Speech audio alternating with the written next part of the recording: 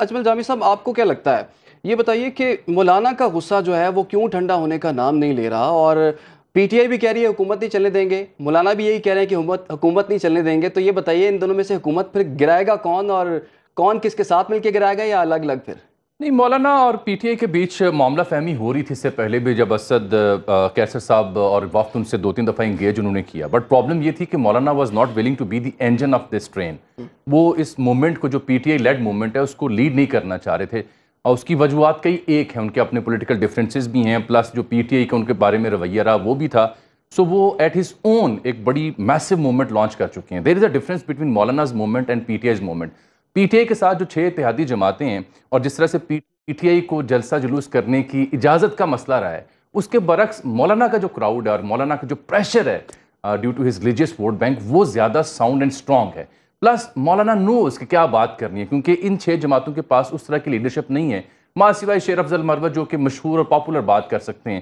Political جو ہوتی ہے نا ایکیومن، اس کے ساتھ جس طرح سے ہارڈ ہٹنگ مولانا کر رہے ہیں، چاہے وہ سیاستدانوں کی لڑائی، مقتدرہ کو ٹارگٹ کرنا، حکومت نہ چلنے دینے کا الزام، 80 سے 90 ارب روپے میں بلوچستان اسمبلی کو خریدے جانے کی بات کرنا، یہ صرف مولانا ہی کر سکتے ہیں. جو میری تازہ اطلاعات ہیں، نون لیگ نے ریسنٹ پاس میں 2 سے زائد بار ان سے روابط بھی کیے، انہیں منانے کی کوشش کی، بٹ مولانا لاہور بھی آئے ہوئے تھے.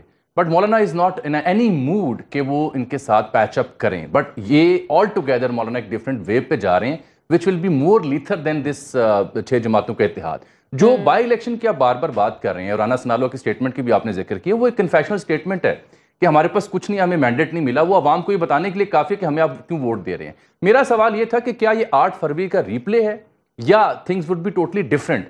جو ابھی تک میں نے لاہور میں اور قصور میں یہ 2 جگہوں پہ جا کے کیمپین کو دیکھا، پی ٹی آئی نے 8 فروری سے پہلے جو اسٹریٹجی آپٹ کی تھی، این اسی کے مطابق وہ ابھی بھی عمل پر ہیں، بلکہ اس کو زیادہ سوفسٹیکیٹڈ کیا ہے. چاہے وہ 147 میں مبینہ آڈیو لیکس ہوں جس میں بتایا گیا کہ کیسے ایک مارکی میں اکٹھے کیے جا رہے ہیں لوگ، جو پولنگ عملہ ہے for the sake of P M L N's candidate, جس کے اوپر ابھی تک گورنمنٹ نے کوئی سٹانس نہیں لیا یا کلیریفیکیشن نہیں دی. اس کے آپ دیکھیے جتنے بھی یہ سمبلز ہیں، گھوڑا ہے عمومی طور پر 2 مختلف سمبلز ہیں، ایک ہے تختہ سیاہ، ایک نلکا. یہاں لاہور میں محمد خان مدنی صاحب بھی الیکشن لڑ رہے ہیں، ان کا جو سمبل ہے وہ تختہ سیاہ ہے. وہاں پہ کئی ایک گلیوں محلوں میں ایسے پوسٹر بھی چسپاں کیے گئے ووٹر کو کنفیوز کرنے کے لیے کہ محمد خان مدنی کا انتخابی نشان گھوڑا ہے، جس کے ایویڈنس بھی وہ لے کے آئے سامنے.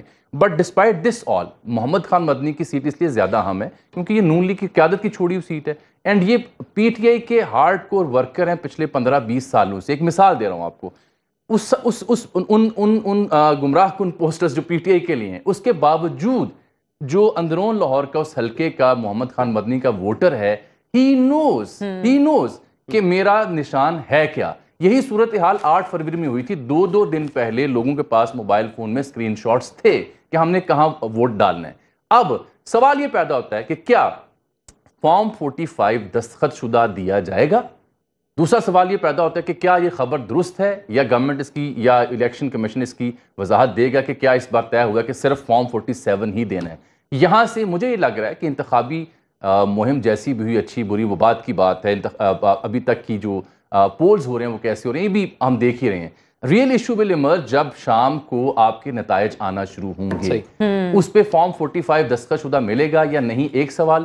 اور کیا اگر واقعی صرف فارم 47 ہی دیا گیا تو پھر کیا صورتحال ہوگی؟ ڈور ٹو ڈور کیمپین کیا پی ٹی آئی نے، یہ یاد رکھا جائے. اور قصور میں جو ملک احمد خان صاحب کا علاقہ بھی ہے، اسپیکر قومی اسمبلی، ان کا بڑا ہولڈ ہے. He is really shocked and surprise the way جیسے وہاں پہ میسز باہر نکلے ہیں، اور وہ سب کے باوجود کہ پابندی ہے. اور یہ بھی یاد رکھیں کہ پنجاب میں پی ٹی آئی کی لیڈرشپ، جو مقامی لیڈرشپ ہے، وہ جلسے جلوس نہیں کر پا رہی. باہر سے قیادت نے آ کے جلسے کیے ہیں. آن دی کانٹری، نہ مجھے رانا ثناءاللہ صاحب ملے، نہ مجھے میاں محمد نواز شریف صاحب ملے، نہ مجھے میاں جاوید لطیف ملے. ان کا نام میں نے اس لیے لیا ہے کہ یہ گورنمنٹ کا حصہ نہیں ہے. گورنمنٹ ان پار جو ہے وہ بائی الیکشنز میں کیمپین نہیں کر سکتی. لیکن جو باقی آپ کے صف اول کے رہنما ہیں وہ کہاں ہیں؟